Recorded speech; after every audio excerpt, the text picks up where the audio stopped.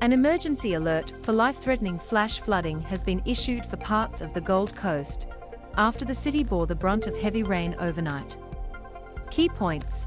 An emergency alert has been issued for Tallebudgera Valley and Currumbin Valley. An emergency alert has been issued for Tallebudgera Valley and Currumbin Valley. Rain is expected to ease, but authorities are warning about a blue sky flood. Rain is expected to ease, but authorities are warning about a blue sky flood. Multiple people have been rescued from floodwaters by SES crews. The alert was issued for residents in Tallebudgera Valley and Currumbin Valley, as authorities warn that flash flooding is occurring, and people should remain under shelter unless it is unsafe to do so. Access to the area has been cut while multiple Swiftwater rescues are underway. Further north, and there are major flood warnings in place for the Albert and Logan rivers. Queensland police are investigating reports of a car being washed away by flood waters at Yatala. Homes on Avocado St and 19th Ave have flooded. ABC Gold Coast, Heidi Sheehan. Almost 80 roads have been closed or cut off, while an additional 60 roads in the hinterland are shut. All schools and beaches have been closed. Evacuation centres have been established at Ormo Community Centre and Reedy Creek Waste and Recycling Centre. Rescues underway. Gold Coast Police Acting Chief Superintendent Reece Wildman said there have been a number of Swiftwater rescues this morning. We had a male and female at Currumbin, one was in a tree and the other on the roof of their dwelling, he said. A flooded playground in Robina. ABC Gold Coast, Dominic Kensdale. One self-rescued, so to speak.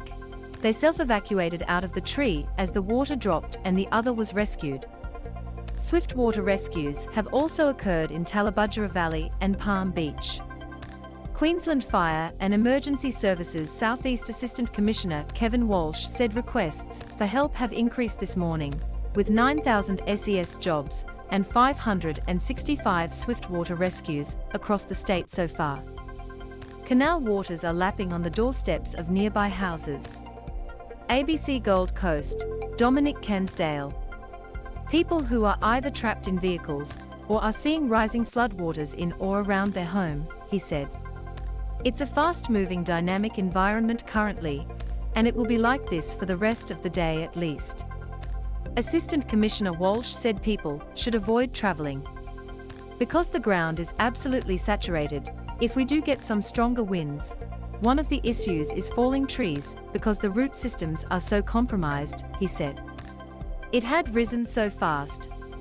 Eleonora resident Shirley Sear was forced to leave her lakeside home on Angelica Street early this morning. She managed to rescue her cat and evacuated with her husband and daughter as floodwaters began lapping at their property. "I've never ever seen anything like this," Ms. Sear said. Flooded Angelica Street in Eleonora. ABC Gold Coast, Heidi Sheehan. It had risen so fast, it's going to come in the house. We've just got a few things together, and hoping we can get up to higher ground, and we've got the cat. Leaving all your things, that's the heartbreaking part. I put stuff up as high as we could. Tanya Barwick and her 2 children are crossing their fingers their home will be spared, as floodwaters rise around them. It's like a waterfront block at the moment, Ms. Barwick said. Tanya Barwick and her family have been watching as water rises around their neighbors' homes. Heidi Sheehan. She said flooding of a similar nature occurred in the area in 2005, but I haven't seen water like this since then. Hopefully, no water enters, but the tides have changed now. She said wasn't expecting the situation to be quite this bad. On 19th Avenue the houses are inundated with water, she said. There was a lot of people walking up with bags and suitcases, and of kayaks helping them out. A couple of tow trucks were towing cars they were trying to get away with, so it's a bit crazy. Flood dangers remain. Acting Chief Superintendent Wildman said that while conditions are expected to ease as the weather system tracks south, floodwaters will remain for some days. We expect that the flash flooding element around Tallebudgera and Currumbin will subside, he said. Gold Coast residents are being asked to remain indoors as flooding continues. ABC Gold Coast, Dominic Kensdale. We're looking now at more the Logan, Albert rivers. We will see flooding elements over the next 24, 48, 72 hours there on the northern end of the Gold Coast. He said police have been directed to have a very hard line, with motorists caught driving through flooded roads. Logan River is expected to exceed flood levels seen during Cyclone Debbie in 2017. Conditions to ease. Dean Narramore said light to moderate isolated rainfall expected in some areas, but the band of torrential rainfall is moving further south into NSW. Then the heavy rain focus will shift into far northeastern New South Wales, he said. Rainfall since 9 a.m. Sunday, Burleigh Waters 231 mm. Burleigh Waters 231 mm, Coolangatta 244 mm. Coolangatta 244 mm, Mudgeraba 286 mm. Mudgeraba 286 mm, Carrara 204 mm. Carrara 204 mm, Tomewin 452 mm.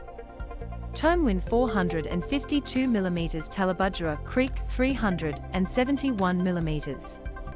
Tallebudgera Creek 371 mm, Upper Springbrook 525 mm. Even though the sun might come out this afternoon, it does not mean the threat is over. All that rain that has fallen the last few days will continue to make its way through creeks and streams into our rivers. Mr. Narramore said rainfall across the Gold Coast has ranged from 300 mm to 600 mm in some areas. An inundated yarn in Merrimack. ABC Gold Coast. Pretty much every river in southeast Queensland, from the Sunshine Coast all the way down to northern New South Wales, is experiencing major flooding, he said. Education Minister Grace said some schools may be unable to reopen on Tuesday due to water damage. Some definitely will remain closed depending on our assessment on the level of damage, she said. The Gold Coast Airport remains open, but some flights have been delayed or cancelled.